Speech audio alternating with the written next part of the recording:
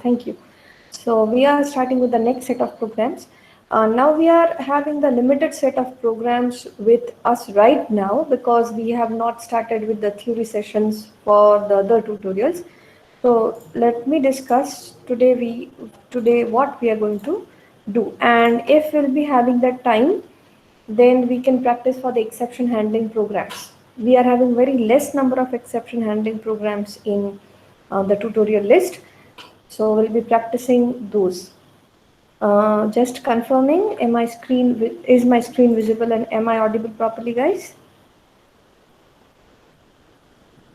Okay, yeah. So let's begin. This is your tutorial list where we have already completed till program number 15th. So that's it from our side. Now we are going to have a look on program number 16th. Program number 16 will be self-study, means self-thinking first. You have to do it by yourself and then we will be discussing how to do it. And 17th we'll be doing it later on because we need the different concept here. 18, 19 we have not done. GFX, JavaFX is not yet done in the theory, so we'll not be touching those programs. Even file handling is left. So we are directly moving on to program number 22, where we are not supposed to uh, actually it can be done in multiple ways, but we will be doing it our traditional way. What is the program number 22 says? That write a recursive method that returns the smallest integer in an array.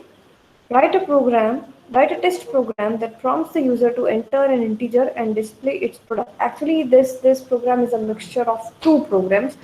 So we'll be dividing this particular program into different parts. Let's say part one. Part one, what we'll be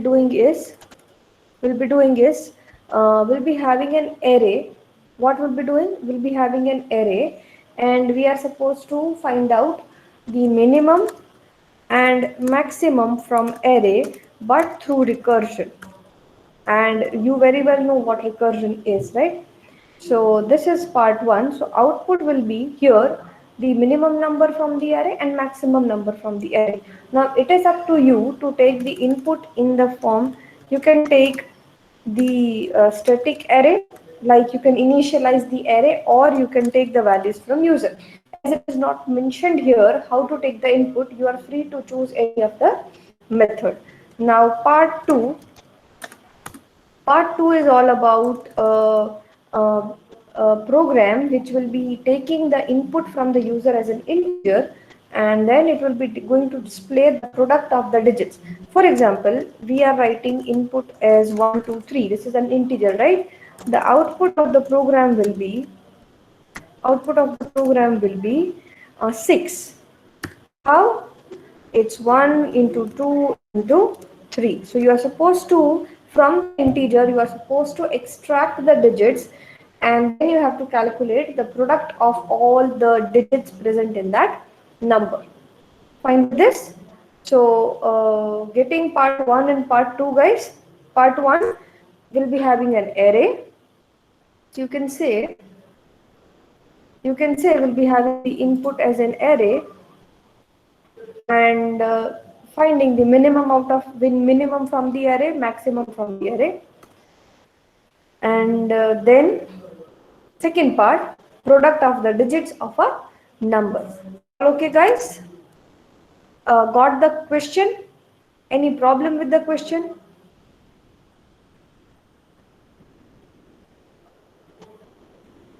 Just acknowledge. Any problem with the question, students? Okay. So it's a very simple, actually it's a very C-level program only. We are not doing any hi-fi thing. Now before we move on, let us discuss what is a recursion. What is a recursion?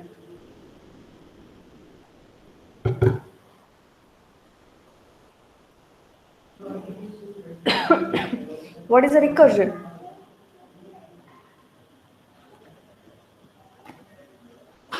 No idea. You all have done, yes, using function which Using function in its own function. Yes, when a function call itself, the easiest definition to remember is when a function calls itself, it is a recursion. So inside a function body, you are having a function call of the same function, using function in its own function. So that's fine. Krish, you have redesigned the explanation. That's great. So yes, calling itself is the recursion. Now, while using recursion, you can use recursion in multiple scenarios where you want to call the function again and again for different parameters value. The best example for recursion is factorial and quicksort. If you have done it in the data structure, so quicksort uses recursion, and also you can also have binary search and everything for recursion. And the classical example is factorial, right? So that's what the recursion is all about and its usage. Now, while using recursion, can anyone tell me something which we are supposed to remember or we have to take care when we are using recursion? Anything special? What we need to take care when we will be using recursion in our program?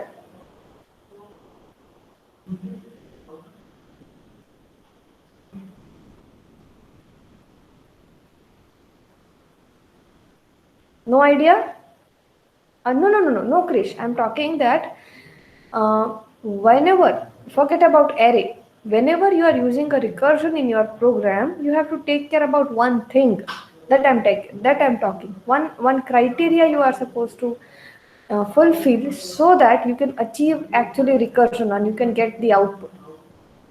Other, I felt happy that at least you tried. Others want to give some inputs to this question?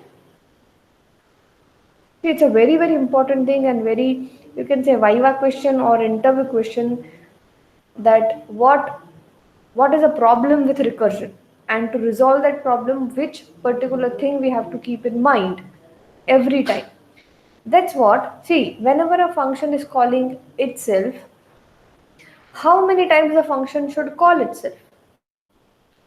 Yeah, break, very good, Umang. Break point, or generally it is termed as a terminating condition or termination condition.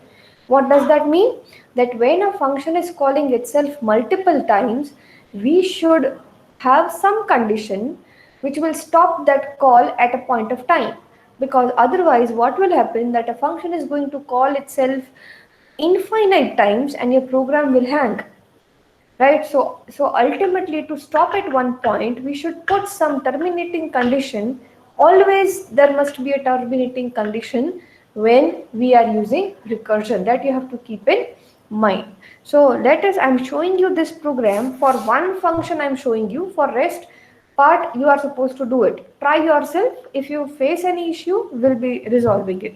But I always insist one thing, that we will be discussing the programming logic together, but unless and until you don't write the code by yourself, by your thinking yourself and writing it, you will not develop the logical skill and programming skill. Just copying some program and executing it is not going to help you out. So always try the program. Yeah, initially 5-10 programs when you are new to the language, that's okay. But once you are familiar with the syntax, once you are familiar with the concept, you should try by yourself. Never mind if you're getting the errors, we are here to help you out. But don't just merely copy paste from some source and then do it. Don't do it. Always, even if I'm giving you the reference program, I'm sharing my screen and showing the program to you, you should always try by yourself first.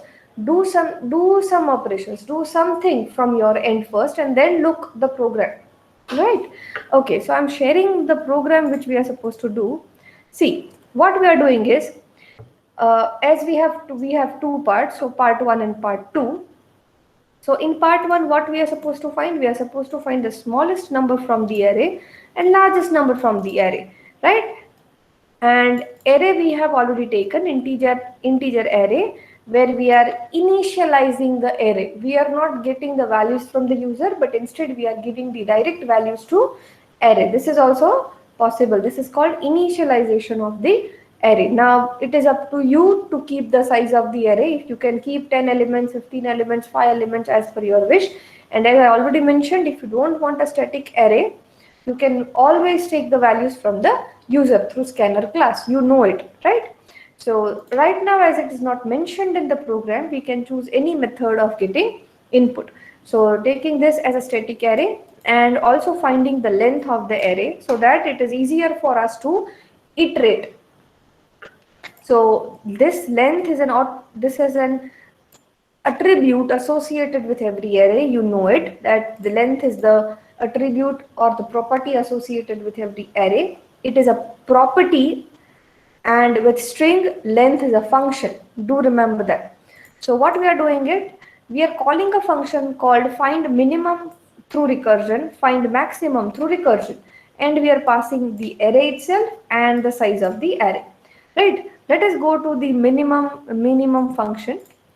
Now, as a static main is a static function, we should have, if you want to directly call a function, that a function should also be static. This we have learned in the theory, that a static function can only call other static functions directly, right? So your main is a static function, so I need to keep my find minimum through recursion also static if I want to call it directly, right?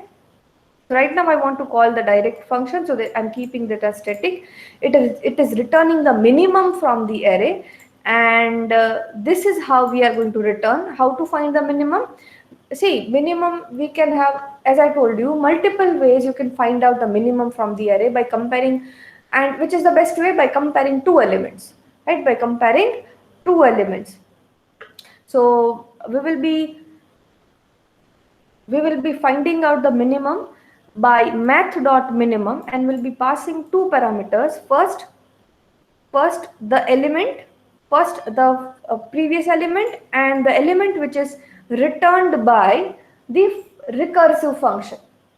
So recursively it is going to change this argument, and based on this argument is going to be changed every time, and at one point of time slowly the size of the array is going to be reduced. When the size of the array becomes 1, your n is what? The size of the array, right? The length of the array which we have passed here. So this is your n. So when your size becomes 1, when the array is going to be shortened, and at one point of time it will be having only one element. So at that time, you should return that element, because when you are having single element, that will be the minimum element and that will be the maximum element, correct? When you have only one element. So this is actually my terminating condition for the recursion, right? So step by step, your array is going to shrink, and it is going to compare two elements every time, and at the end it is going to return the minimum element. So this is how recursion is going to be working. Now same, we will be finding the max number only by using the max function of math class, which is there in the util package. Fine. So recursion is easy. We don't need much logic behind it. Only the parameters is going to be changed every time the recursion is going to call itself. So this is your first part. Next part is getting the integer from the user. So through scanner class we are getting that integer, and we are supposed to find out the product of the digits. So this is how we can extract the digit from the number with the help of modulus operator and quotient operator. We will be extracting the last digit, that is place value according to the place value 1, 2, 3. So 1, 2, 3 divided by 10. What will be the answer? 1, 2, 3 divided by 10. What will be the answer? Sorry, 1, 2, 3 modulus 10. What will be the answer? 3. Correct, Umang. So 3 will be extracted. It will be multiplied to the product. Initially the product value is 1. So 1 into 3 is 3. Now number divided by 10. So what is number? 12. 1, 2, 3 divided by 10. What will be the output now?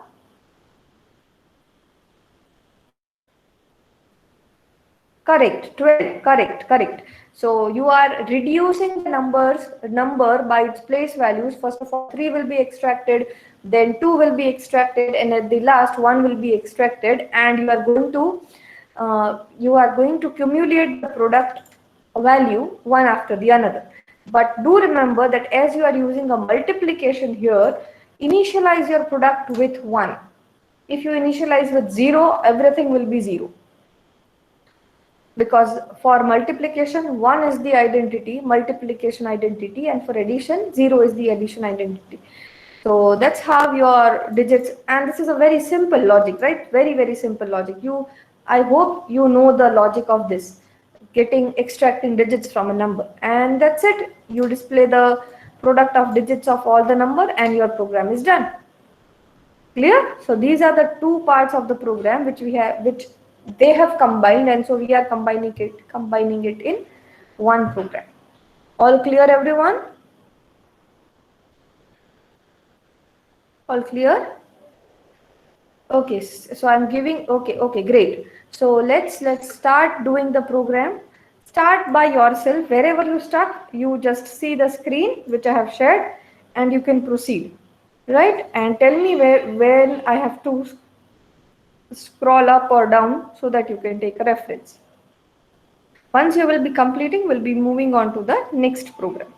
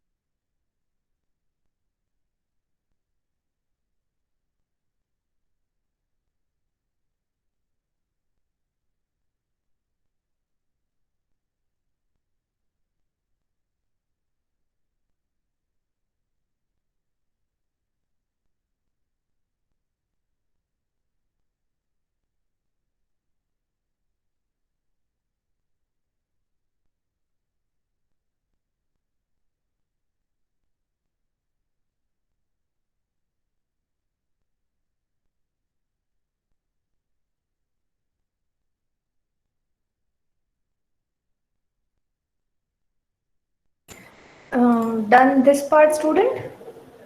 Are you doing?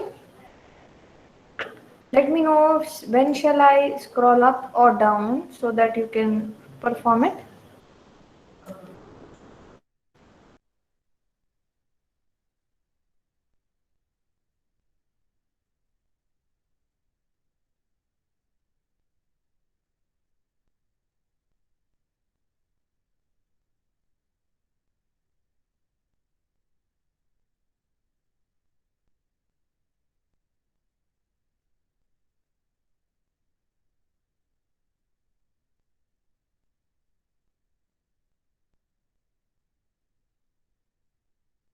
Yeah, okay, Milan. Take your time. Don't worry.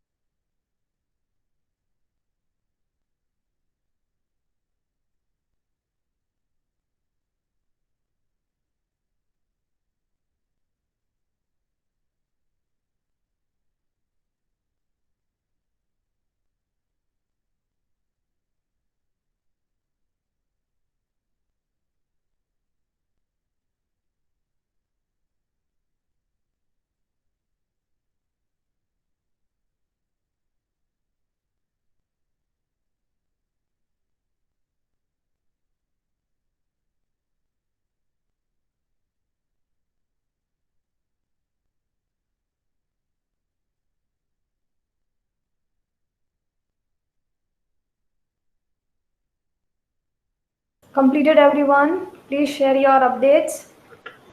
Are you doing? Getting error, getting output? What is the status? Should I wait for a few more minutes or shall we proceed?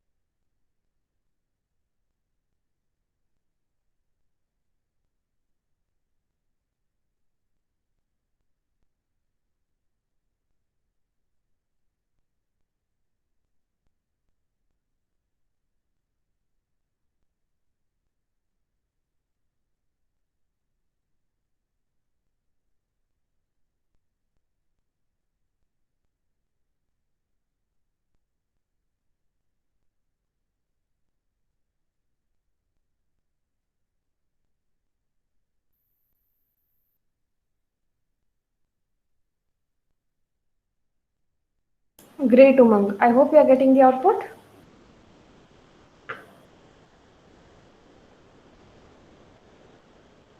Yeah, so if I run the program, just a second. If I run the program, how it is giving? So maximum is 60 and minimum is minus 100 as per my array. And if I just write one integer 345, the product will be 3 into 4 into 5, that is 60, right? So this is how you should get your output. Good, Umang. Try to think about 16th definition, 16th program.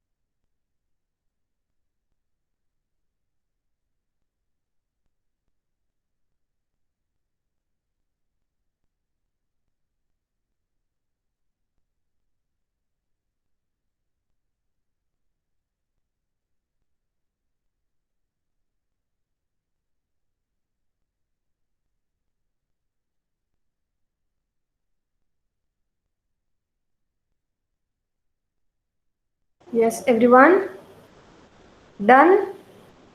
So if you have done, you can start working with program number 16. I'm just copy pasting this here in the chat box so that you all can.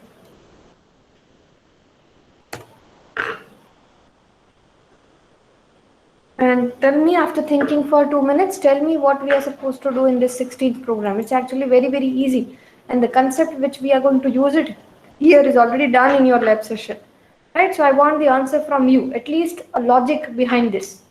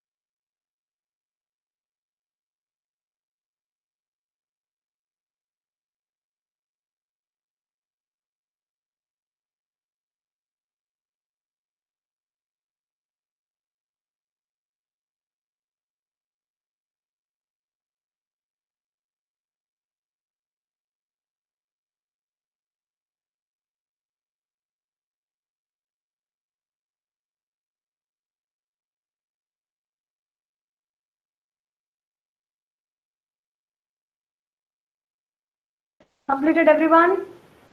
Getting any idea about this program, how we will be doing it?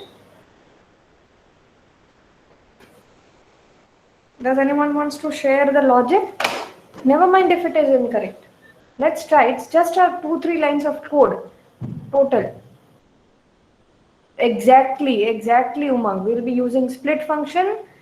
First, we'll be taking one decimal value from the user, then use the split function, and we'll be splitting with what?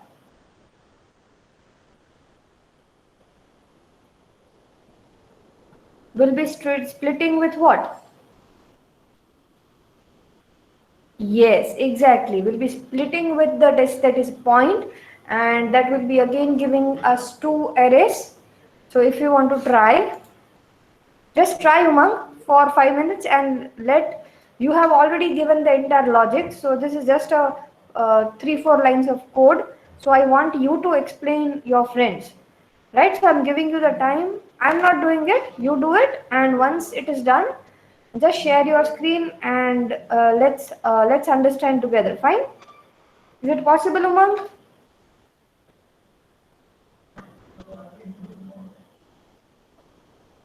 Okay, fine. So take your time.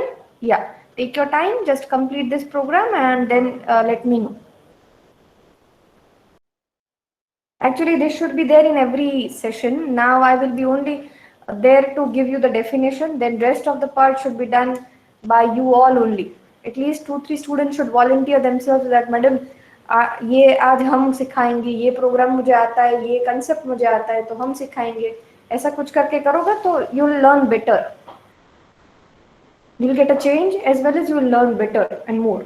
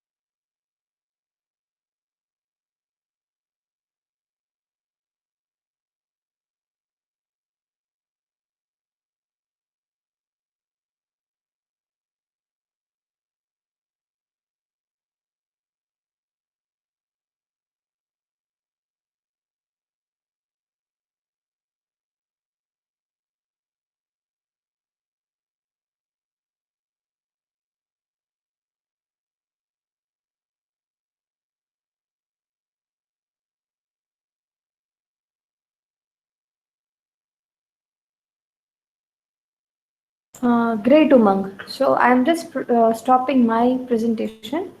You can share your screen and please explain your code to others.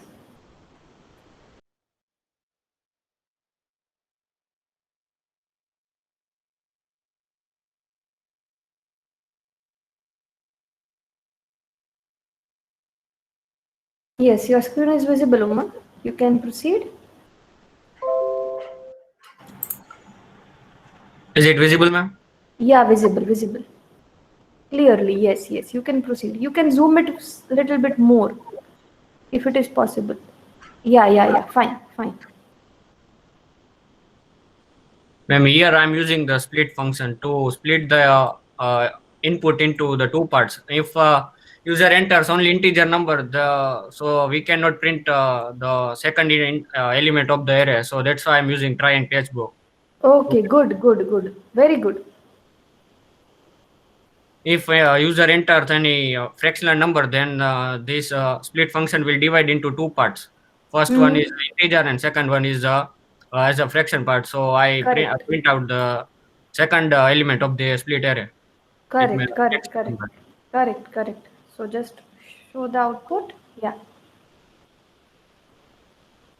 if I enter integer, then it will give the correct. Very good, very good. Because we need a decimal point. decimal. Yes, ma'am. Correct.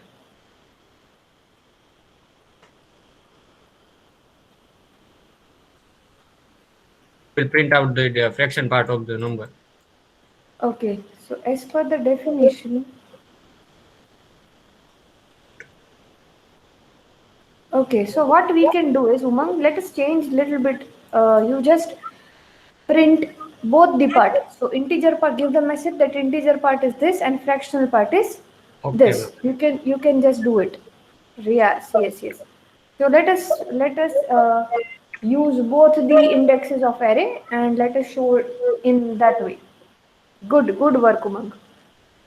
I hope students you are getting this. What he did, he just took one decimal number as an integer and he used a split function to divide the decimal number into two parts. First will be the integer part and second will be the fractional part as we know. So by splitting it, it is going to divide your entire string in in string array consisting of two indexes 0 and 1. 0 will be having integer and 1 will be having the fraction part. And very good, he has also used the exception handling mechanism. If if the user is by mistakenly entering the integer part, we don't have now the working of split, right? Because if we have only one part, what to split? So that's why he's telling that if you are not having that part, just it should have the exception. Great, very good. Mm, okay, Umang, that's fine. Thank you for sharing your code. And I hope all of you are getting it, everyone. Please raise your doubts, your confusion, your queries to others so that it will be helpful. Please respond, everyone. Okay, okay, Milan. So you are doing it? Clear. Okay, great, Krish. So let's do it. So we cannot proceed now in the further set of programs um, because we have not done it in the theory session. But yes, we can do one thing. We can practice the exception handling code. So whichever programs we have, whichever exceptions we have found out, like number format exception, array index of bounds exception, or the